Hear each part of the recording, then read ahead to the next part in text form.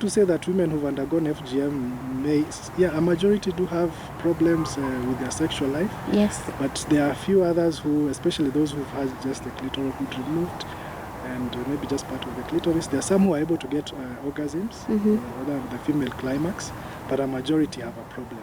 And why? Because we understand that sexual pleasure has a lot to do with the physical, but there's a lot also to do with the mental. With the mental. Some of the other complications is that, especially for the extreme one, you have the narrowing of the birth canal, so childbirth becomes a problem. Yeah. So you have either to undergo cesarean section or osteotomy, incision, or some of the women end up getting vaginal tears, perineal tears during childbirth. There's a lot of trauma that comes with FGM. Bearing in mind that it's not done in a hospital, it's not done under general anesthesia. Most of these women have undergone FGM. They have no idea what sexual pleasure means, a majority of them. People say that if you're able to achieve an orgasm as a woman by yourself, then it's easier to achieve an orgasm with your man. Vaginal tightening, or what we call vaginoplasty, vaginal perineoplasty, is basically women who have had multiple deliveries, multiple vaginal deliveries, delivered through the vaginal way. Then you've had 1 kid, 2 kids, 3 kids, 4 kids. The muscles tend to be lax. Vaginal tightening depends on how well toned your pelvic muscles are.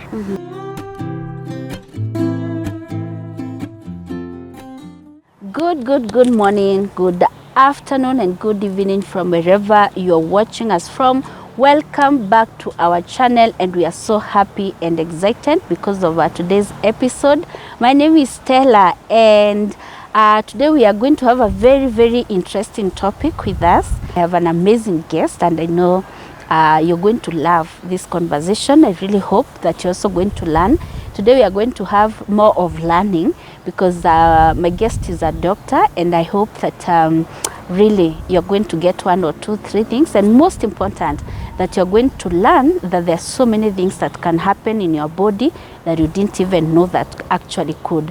I want to thank you so much for watching our videos, for subscribing, and thank you for keeping us live all through. We really want to appreciate each one of you. If you've not subscribed and you're watching this for the very first time, please subscribe, just to show your love and support for us. Karibu sana daktari.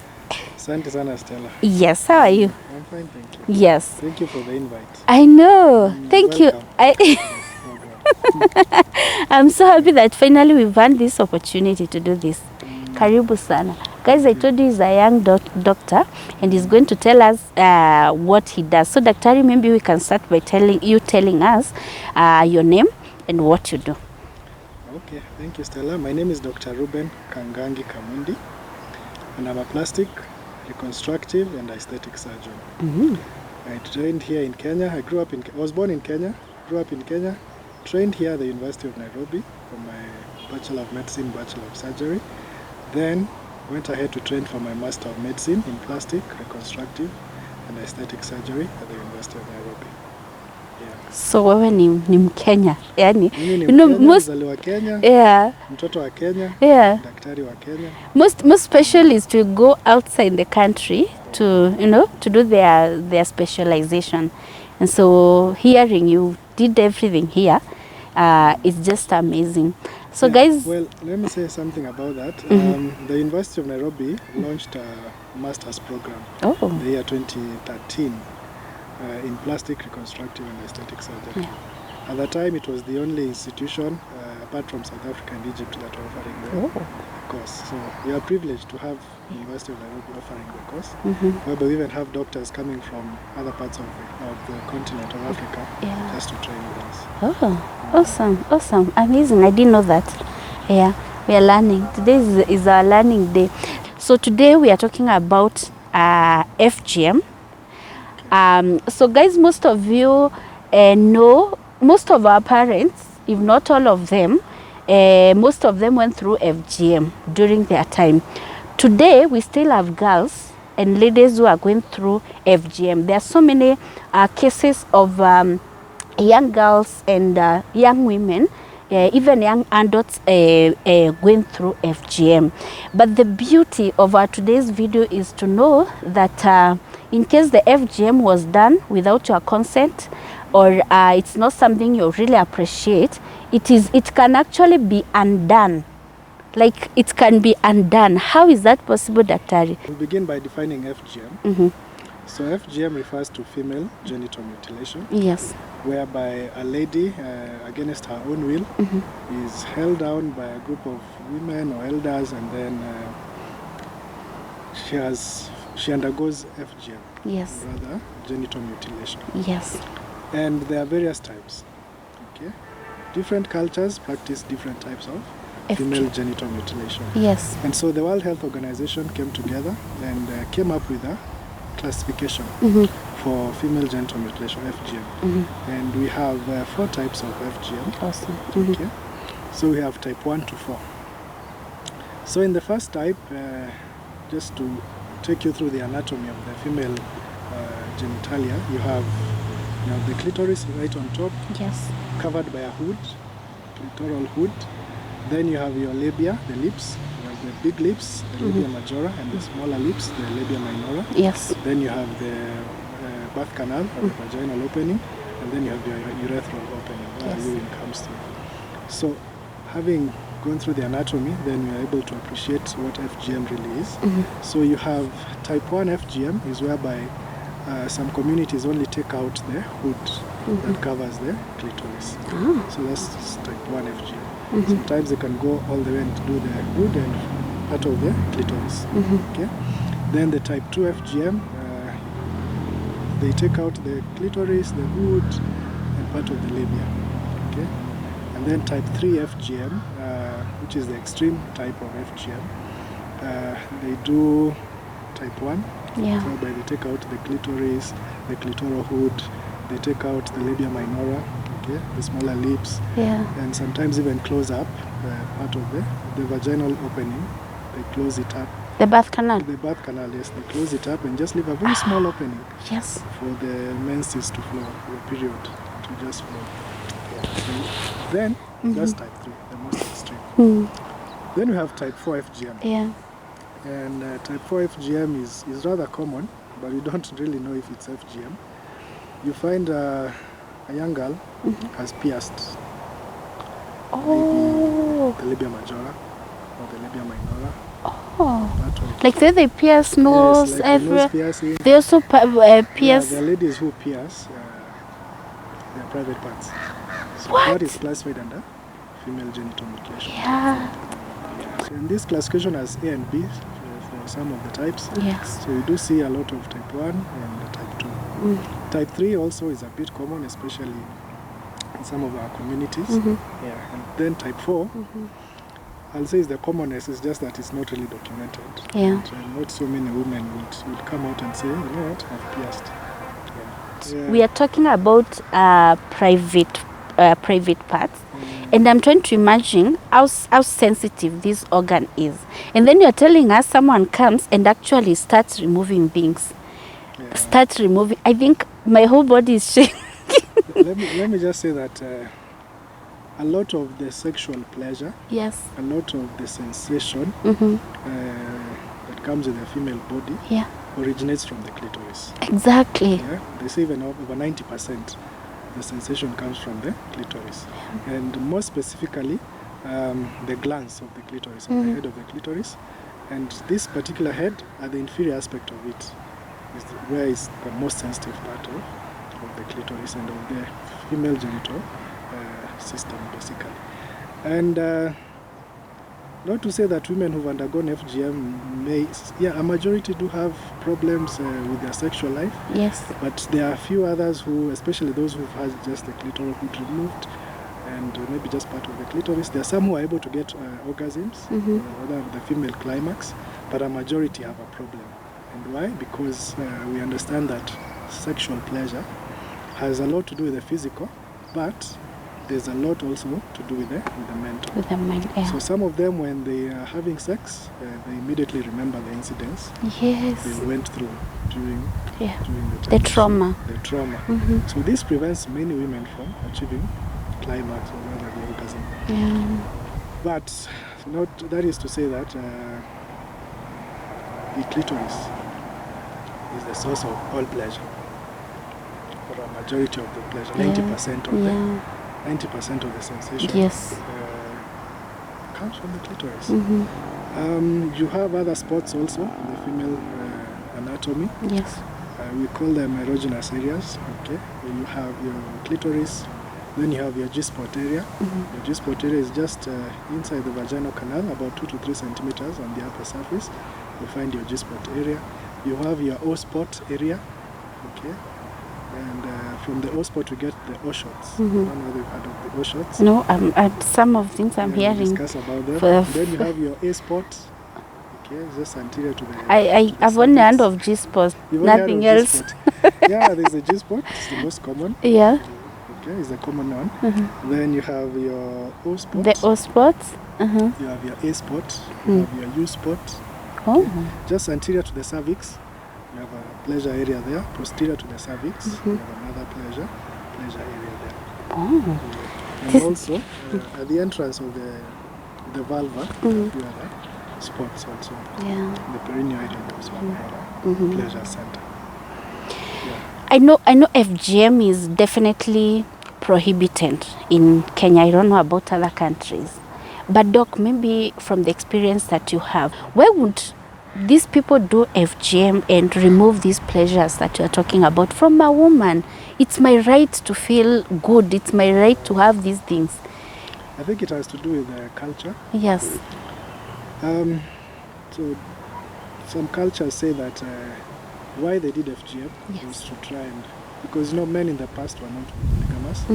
So society being male dominated and men being selfish and all back then, so they thought of the only way they could keep their women in check, and especially if I have more than one wife, by the time I'm coming back to her, it's been a month or so, so just to ensure that she doesn't move around, that was their rationale in some of the communities. To other communities, it was a rite of passage really, just to show that now she's ready for marriage.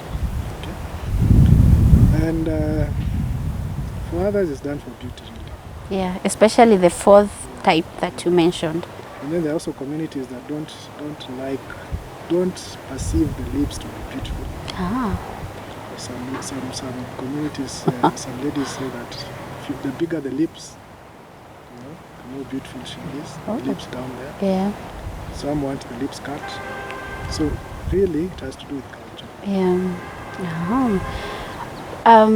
Maybe just for education purposes, just to remind them, what are some of the dangers of this FGM before even we go to the restoration bit? Okay, there are many. There are many. Number one being psychological. Yeah, self-esteem. Yeah. There's a lot of trauma that comes with FGM. Bearing in mind that it's not done in a hospital. It's not done under general anesthesia. They say that the reason childbirth is painful is because we have so many nerves down there. Yeah. And these many nerves are supposed to give us pleasure. It is these same many nerves that will cause pain. Yeah. During the childbirth. During childbirth. So you can imagine the pain associated with FGM. Yes. It can be quite painful. Okay. In the immediate setting, in the immediate time they are doing FGM, you could have bleeding as a complication. Yeah. Then you have, you mentioned pain, bleeding, and also the trauma now, the psychological part. Yes. And the feeling that I'm not complete as a woman. Yeah. I lack something. Something was taken away from me. Okay. Then as they grow, most of the girls will feel, now I'm an adult, I can do whatever I want, I can get married. So you find that it contributes more to these early marriages, early teen pregnancies, because a girl is told now, you're ready, you are a woman. Yeah. You can raise a family now. Yeah. And so that those are some of the things to begin with that are associated with this FGM. Then we go now into the deeper the deeper complications now. So you have the place that is cut. If you are cut on your skin, you heal with a scar. So you could get a very bad scar or a scar. There's no scar that's really good. You could get a scar that's painful. Yes. So some of these women complain of pain either during sex or just pain on and off of the area that was cut. Some, as the scar heals, they get keloids. Keloids are excess scars. Yes. Your body is cut, so the response of the body is to form a scab initially. You get something that can come off easily, it's called a scab. Then eventually it's replaced by a scar. And as the scar matures, then the body is able to tell the area that was cut, that's enough scar. Yeah. Don't produce more. But there are some people, especially our black skin, we are not able to stop the scarring process. So we end up getting excessively exaggerated scars, which we call keloid. So you could get a lady getting a keloid around the area of the cut. Yes. You could get cysts, things that are called cysts. You could get a fluid collection, swells up around the clitoris area, forming a cyst. Some of the other complications is that, especially for the extreme one, you have the narrowing of the birth canal, so childbirth becomes a problem. Yeah. So you have either to undergo cesarean section or osteotomy, incision, or some of the women end up getting vaginal tears, perineal tears during childbirth. Then some of the other complications will be the self-esteem now. And especially when this is not fully developed as you're growing up, most of the women will feel that they're not complete, or rather, I know you lack something. Yeah, so anytime you're in a group of people, you're either shy or you don't want to talk, or you're not courageous enough because you feel the confidence. The confidence is not there. Oh, interesting. And I think all those are things that it could really affect a woman. Some of the other problems will be infections. Yes. You could have that scar interfering with the urethral opening where urine comes out. So you have women getting recurrent UTIs, recurrent vaginal infections. Because of all these issues surrounding FGM. Do we have women who prefer to actually have their FGM without being forced? Have you seen any cases, of such women? I've not come across it. Yes. I've not come across women requesting to have FGM done. But I have colleagues who have been approached by women requesting for it. Yeah. And it's sad, really, we have medical personnel who are taking part in FGM. Yes. Telling the mothers, now you see we are going to do it in a hospital setting. The risk of infection now is eliminated. Yes. We'll do it in a controlled, sterile environment. And the risk of bleeding is also controlled, and we'll do a good job. The pain. We'll know how to suture. We'll give local anesthesia so there will be no pain. These are really sad things that are happening. We need to address them. Yeah. Now that you're talking about them doing in a hospital setting, well, like I said again, I know FGM is a crime. Like having it in this country is prohibited. But if you go to such a setup of the hospital, can the government or serikali, can it take action on you as a doctor? Like the way an abortion is done also in the hospital? No. FGM is illegal in this country, so if you're caught performing it, then you could be prosecuted. Yes. Because it's illegal. As a healthcare provider, we say that we are guided by the Hippocratic Oath that states, first do no harm. So performing FGM is going against the Hippocratic Oath to begin with, and is going against the laws of the country and the World Health Organization. Awesome. So guys, I hope you're learning and it's working. Our conversation today is just a reminder about the FGM, but now to the interesting bit, the interesting part is that Daktari, as a plastic surgeon, if I come to you and I had this FGM, I can come and say, how can you help me? nikwambie tu this and this happened, how can you help me? There's a lot of aspects involved in FGM reconstruction. So we'll begin with a consultation. Yes. Whereby we sit down and talk. You get to tell me what really happened. There are women who are able to give you that history. There are women who are unable to give you that history because they had FGM done at the age of 1 year. At the age of 2 years. So they don't even recall. Some of them thought they were born normal. Like I recently had a patient who, she could not even tell me what really happened. She said that she just noticed she was different from other women in high school. You know? Because this was done at the age of 1 year. Yes. So we just begin with a basic consultation, getting to know you and getting to know what really happened. Then examination, get to examine you, get to see what kind of FGM you underwent. Okay. The type 1, especially where they remove the clitoral hood really and the clitoris is still intact, we don't do much, we don't really touch surgically. But whereby the clitoris was removed, then basically you qualify for reconstruction. So the surgery is called Clitoroplasty. Yes. Or FGM restorative surgery or FGM reconstructive surgery, whereby now we are able to reconstruct your clitoris. Okay. The clitoris is a very interesting structure, whereby a huge chunk of it is not seen. It's not what? Seen. Yeah. When you look at the female anatomy, yes, what you see is just the tip of the iceberg. Yeah. It's bigger than that. It's bigger than what you see. And that's why really it carries a lot of sensation. Yes. It's a big structure, but what we see is really just the tip of the iceberg. So a huge part of it really is still there and present. All we just do is basically now make an incision and try to reconstruct it from what remained. Yeah. So let me understand. I don't know if it is right. We use, when we say woman anatomy, it may be difficult for someone maybe to put it. It's ethical to use vagina?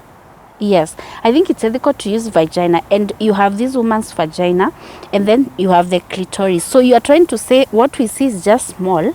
There's a bigger chunk that when FGM happens, they leave something bigger that you reconstruct from. Let's just say it's a blessing in disguise. It's a blessing in disguise, but those who do FGM really don't know that. But not to belabor on that point, what we really see is just the tip of the clitoris. There's a lot that we can still use to reconstruct what was left.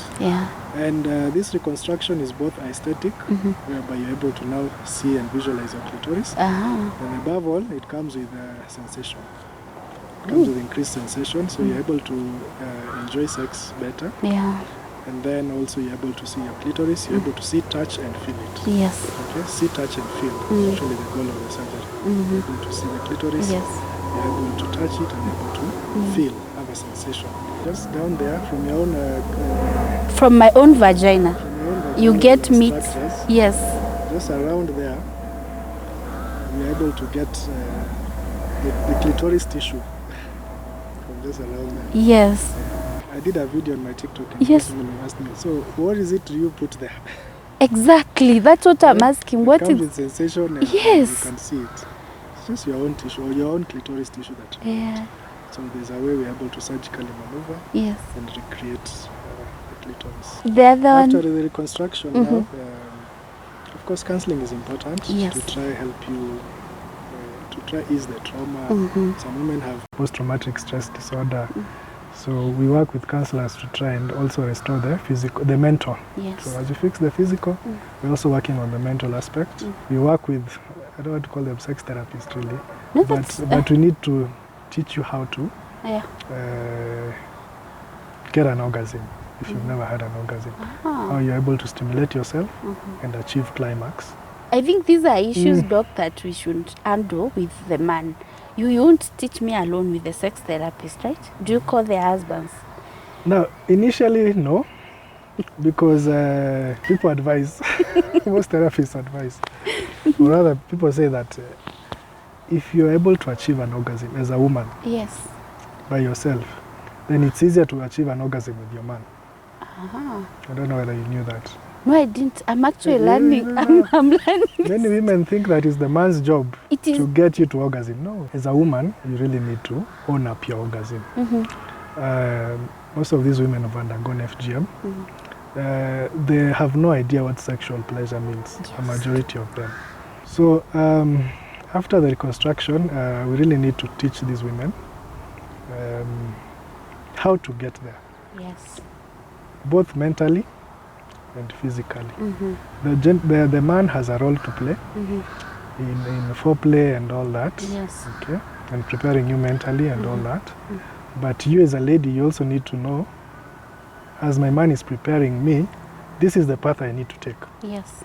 Okay, it becomes very easy now for you as a woman to get an orgasm when you know the path, or rather you know the effort it needs to get there, to learn your part in the sexual experience. Yes. And that is what we try and teach them. Becomes a really funny conversation when you tell a patient, go and buy a vibrator. Yes. This woman has never heard what a vibrator is. I do. Yeah. Yeah. So some women find it a bit weird. Yes. So you're telling me I need a vibrator. Okay, for what, daktari? But I need you to learn how to. See whether you can. You need to. Basically, the point I'm trying to belabor on is that after the surgery, it's not enough, really. Yeah.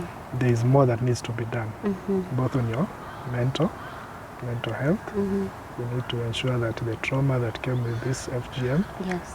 is eased out. And then the physical, the pleasure part of it, we also need to teach you how to use it. Yes. And how to use it responsibly. And how to use it to achieve orgasm. Yeah. And to enjoy your sexual experience. Yeah. Do you think you can maybe explain to us how I can do that? Also, is it just for the patients with the FGM, or even for any woman? They would actually do that for themselves? That's a huge topic, really. But I'd say that the female body, when God created the female body, He really took His time. He really took His time to create the female body. Because when you look at the pleasure centers in women, there's a lot more than what men really have. Yeah. So all those centers we mentioned, the A spot, the U spot, the O spot, the G spot, the clitoris, the lips themselves, both the big and the small, then also the perineum. You know, between the vagina and the anus is another pleasure center. Oh. Even the anal opening itself is a pleasure center in women. Hey, Doc, you're complicating these things. Doc, today I'm learning things that I didn't know. God took His time just to ensure that the woman enjoyed sex, sexual pleasure. But now the problem is that all this is tied on her mind. You know, a woman will need to be there mentally so that all these centers are activated. Yeah. So many women who are not able to achieve orgasm is more psychological than physical. Okay?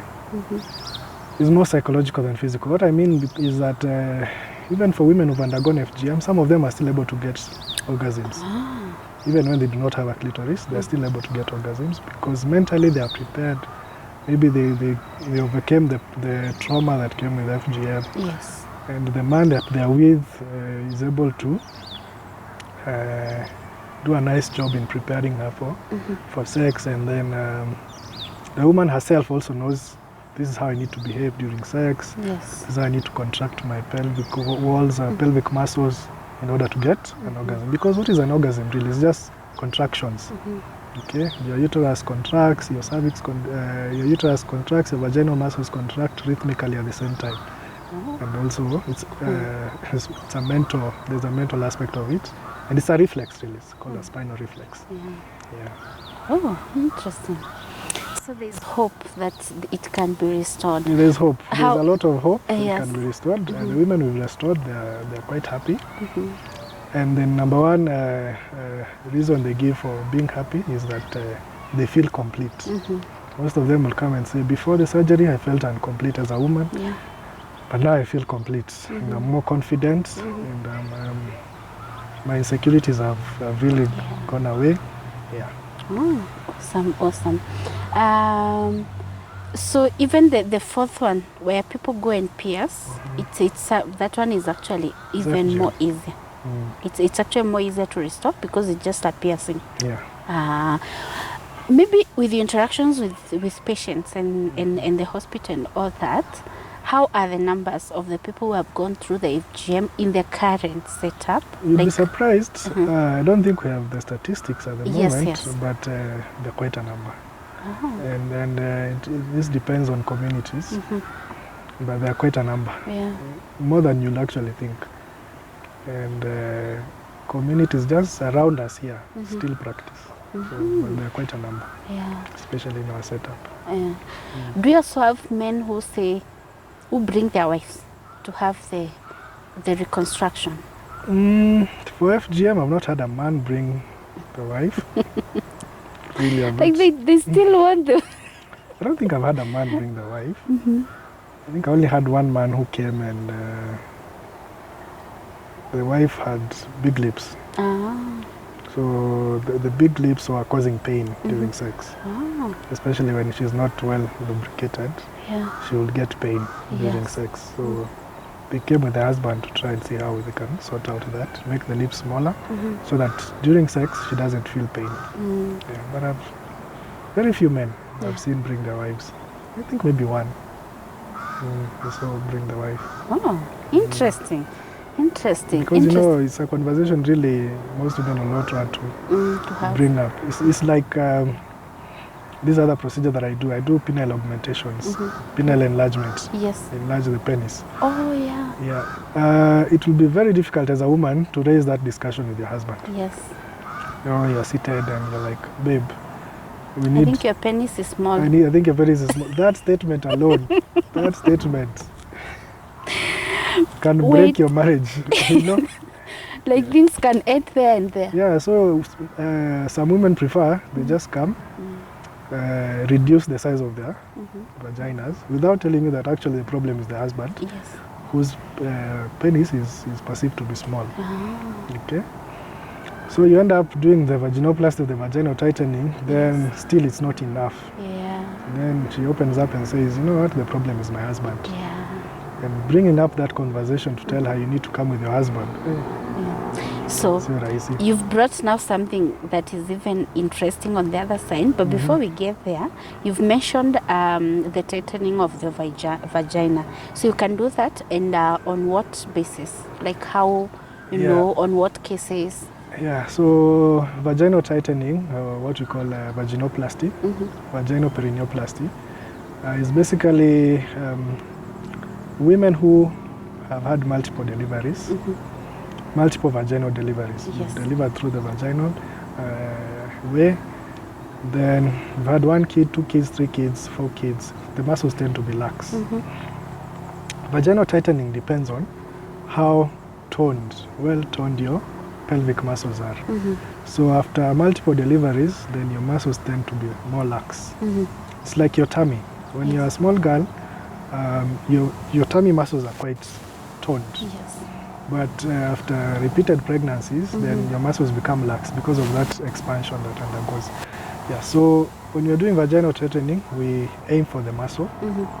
So we open up the vaginal canal and then repair the muscle layer. Then after we repair the muscle layer, then now we're able to repair the mucosal layer. So women who have undergone vaginal delivery and have had vaginal tears or episiotomy is whereby a nurse cuts the vagina so that there's more room for the baby to pass through. We're able now to repair the episiotomy wound that didn't heal well, or the tear that didn't heal well. And then we're also able to tighten your vagina. For some of the women, they request for G-spot augmentation, whereby we remove a little bit of fat from your tummy. We process the fat and get what we call as fat-derived stem cells. These fat-derived stem cells, they are primitive cells. primitive cells means that they can divide into any tissue they're injected into. So if you inject them into the G-spot area, they're able to turn and become G-spot cells. Oh, interesting. So this comes with increased sensation. If you inject them into the G-spot area, then you have increased G-spot sensitivity. Yeah, so as we do, we can opt to do the vaginal tightening plus an augmentation of your G-spot area and an O-shot. O-shot is basically you inject PRP into your O-spot area and also into the G-spot. Sometimes you also inject into the clitoris and into the lips for increased sensation. For women who've undergone FGM, we also do that. As we as we reconstruct the clitoris, we can also do a vaginal tightening on you and also a G-spot augmentation to help you enjoy the sexual experience. There's so many women out here that could be watching, and they are wondering, is this not for cosmetic purposes? And so you realize it's maybe because you want sex and you want good sex, so awacha niende kwa daktari atengeneze hii kitu. But also there are so many other women that are suffering and they do not have money. We have many, payment scheme when we want these services. But what is allowed? Can I use insurance? Because it's definitely anything involving plastic surgery is expensive. Yeah, anytime insurance people see our requests, they are very keen to check what is he doing. Is it reconstructive? Is it aesthetic? Yes.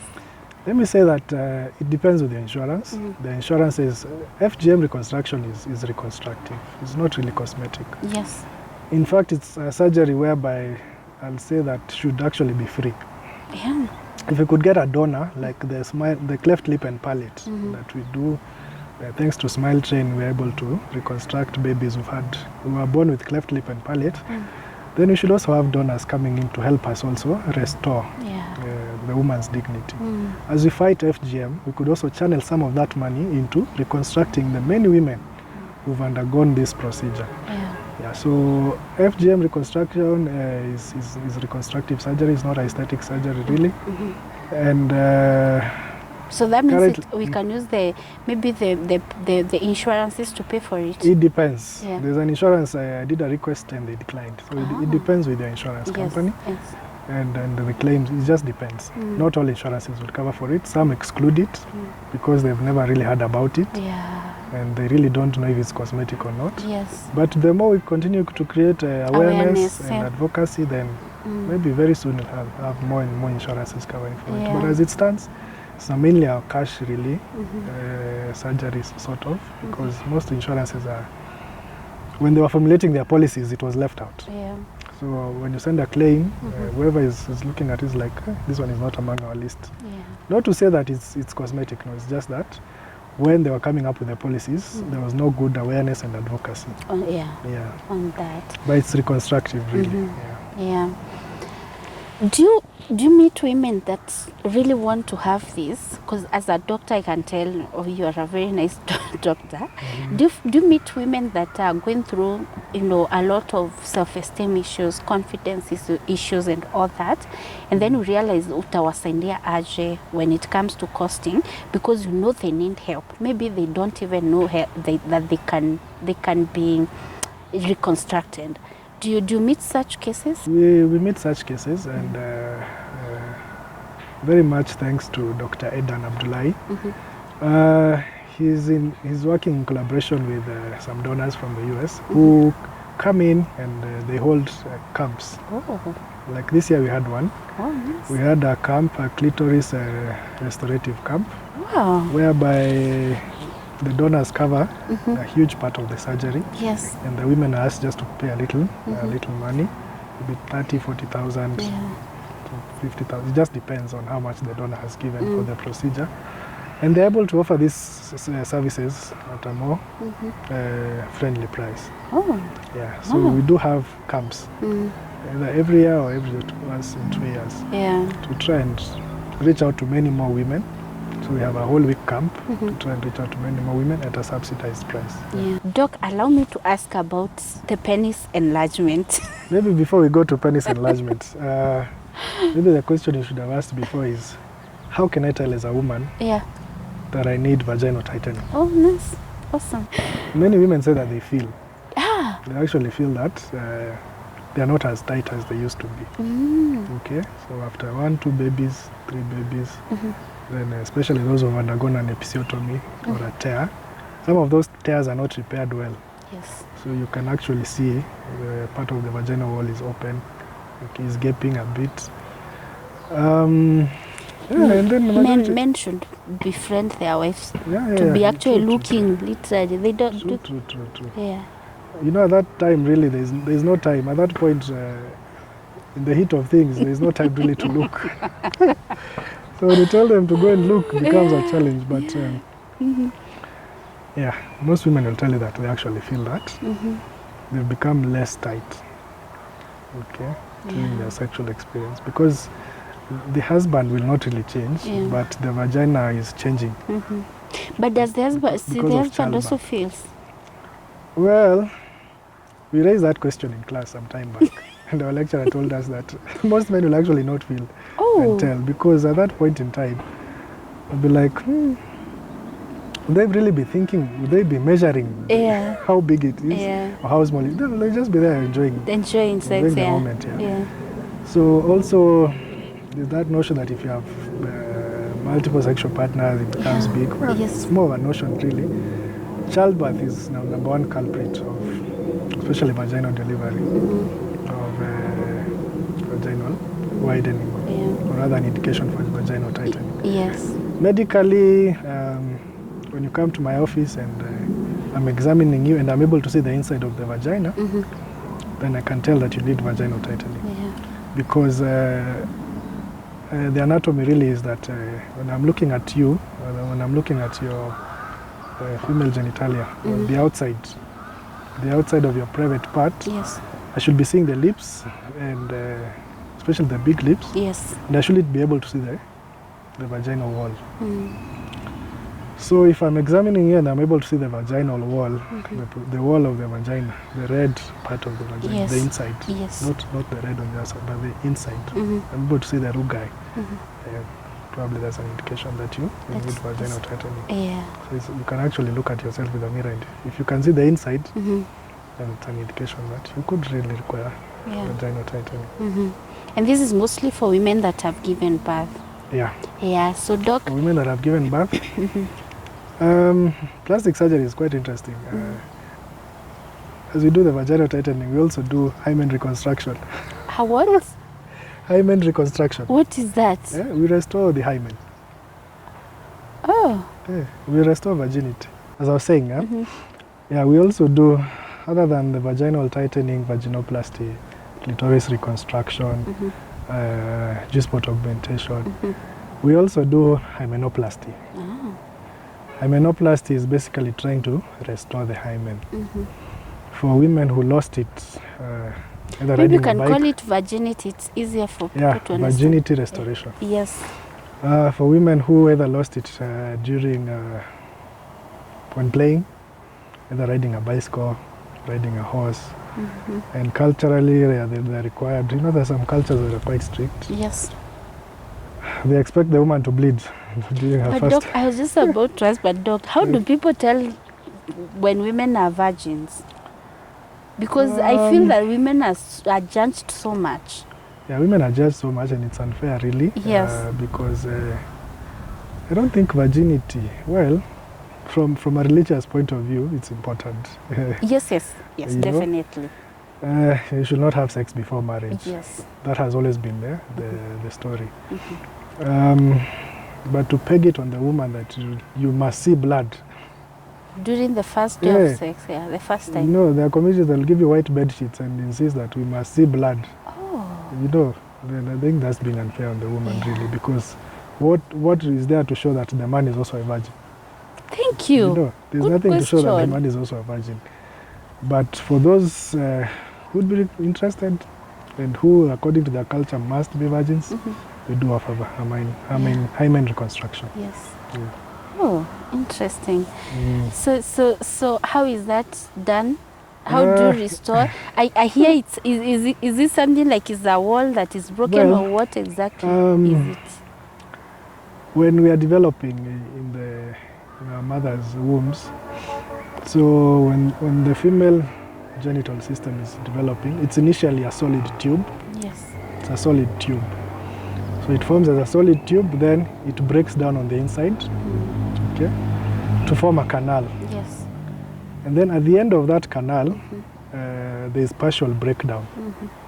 Partial breakdown. So a part of it will break down, then a part of it will remain. Yes. So when you're looking at the opening, the vaginal opening, there's a ring around. Yes. Yes. There's a ring of tissue, mucosal tissue. Yes. It's around the vaginal opening.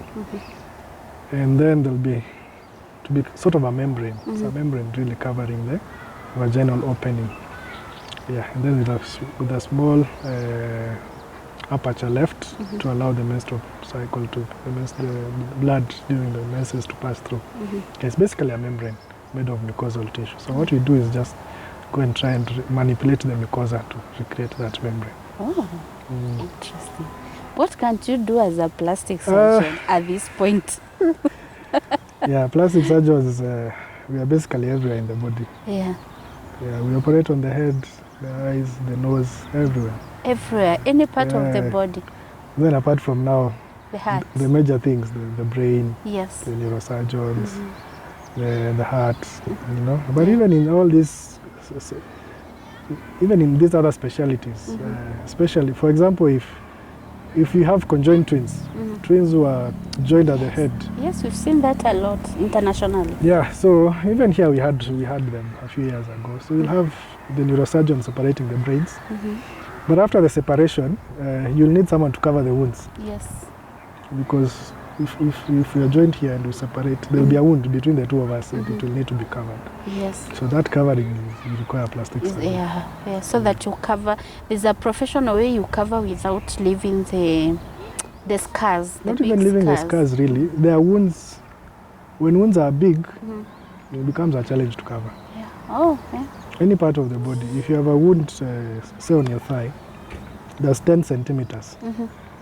How do you cover it? Then it becomes a challenge. Like the way you knit the clothes. Yeah, but now, when it's 10 centimeters, the skin edges can't come together. Yeah. You know? These skin edges can't come together. So unless now I raise the tissue and create what we call a flap to cover. That's why the plastic surgeon. Yeah. That's why I'm saying that we can operate basically on any part of the body. There are women who are born without that opening of the vaginal canal. Yes. A girl is born, the outside is normal, but there's no vagina. Yeah. But the canal, outside is normal. Yes. But inside, there's no vagina. So she can't have sex. Oh, there are cases like those? There are cases like that. Right here in the country, the outside is normal. She has the clitoris, she has the labia majora, the labia minora, but now there's no canal. How do they pass urine? There's the urine. You see now urine and the vagina are two different canals. Oh, they are two different. Yeah. So below the clitoris there's a small opening for urine. Oh, yeah. Okay. That's the urethra. And yeah, doc. Then now the vaginal opening is down there. Yeah. So you find most of these women either don't have a uterus or the uterus is not well developed. But outside they are complete women. Yes. Just that they have some genetic errors. So for these women who grow up and they get a point of getting married, then they have to come to us. The gynecologists will basically approach us and to assist reconstruct the vaginal canal. Yes. And now you need a plastic surgeon. The gynecologist will come and create the way, but to prevent the way from closing, then you need a plastic surgeon to either reconstruct, now either using flaps. You can use the skin of the inner thigh. Yes. We make it into a tube and it's called a Singapore flap. Yes. I've written a paper on it. You can check on to reconstruct. And you can also use the intestines. Oh, who's in the patient's intestine. Another patient or my patient that you're reconstructing, you can borrow part of the intestine. Large intestine, for example. Oh. To reconstruct the vagina. You go to the stomach, cut the intestine. Yes. Hey, that's what I'm telling you, plastic surgeons. Plastic surgeons were everywhere. Are you for So you can real? go harvest the intestine Yes. and convert it into a vagina. Oh. And you know the intestine is an interesting tissue because it will now come with the ability to produce mucus and all that. So yes. it will be a well lubricated system. And it's possible to transfer it as it is Yes, you know, with its blood supply. And it comes and continues to function. And it becomes a vagina. So, my goodness. Yeah, that's plastic surgery. Yeah. But you see now when you mention plastic surgery, people think of big boobs. Yeah, big boobs, big butt. buttocks. No. It's and more than hips. that. Yeah. Yeah, because we must help this patient. She's a healthy woman. She's getting married. Yes. But she can't have sex. Mm-hmm. She can't consummate her marriage really. Yeah, true. Because there's no vaginal opening. Yeah. She could have an ovary. And you know, with an ovary, you can get babies through surrogacy and all that. Even with the you could harvest the egg and harvest the husband's sperm and create a baby and get a surrogate to carry pregnancy for them. But you know, they'll still need to have sex and enjoy their marriage. So to help them, we work in conjunction with the gynecologist. The gynecologist will help open up the way. Then the plastic surgeon will come in and reconstruct with flaps to create that canal. You can use flaps, you could use also the intestine to make a vagina. Oh, this is interesting. I'm finding this an interesting career. So maybe you can tell us your last ones on vagina. There are so many women out here that are going through FGM. Now amenyamaza, their self-esteem, their everything. What would you want to tell? To tell them? You can use this camera. Yeah, to the women who've undergone FGM, let me begin by saying that there's a lot of hope. What you went through was horrible, was despicable, but we as plastic surgeons, we as the medical fraternity are here to help you ease the trauma, ease the pain that was associated with the experience that you went through, ease the psychological problem or burden that came about because of the procedure you went through. And today we are offering FGM reconstructive surgery to try and reconstruct what was lost. The clitoris being one of the major sexual sensation organs. So we try and reconstruct it to be able to give you that sexual experience, to be able to, we try to reconstruct it to be able to make you feel more complete as a woman. That's number one, because most of the women will feel they're not complete because of what was lost. To be able to repair, and especially for those who have scars that are painful, who have keloids, who get complications, they have cysts. Cysts is just a collection of fluid around the clitoris. Then they have this distorted anatomy, so they end up getting frequent infections because urine is not passed out well, or the menses is not passed out well. We are able to come in and do reconstruction to help ease some of these complications. Yeah, so there's a lot of hope for you. If you are a woman who underwent FGM, kindly reach out and we shall be able to assist you. And also not just the physical, but also the mental aspect of it.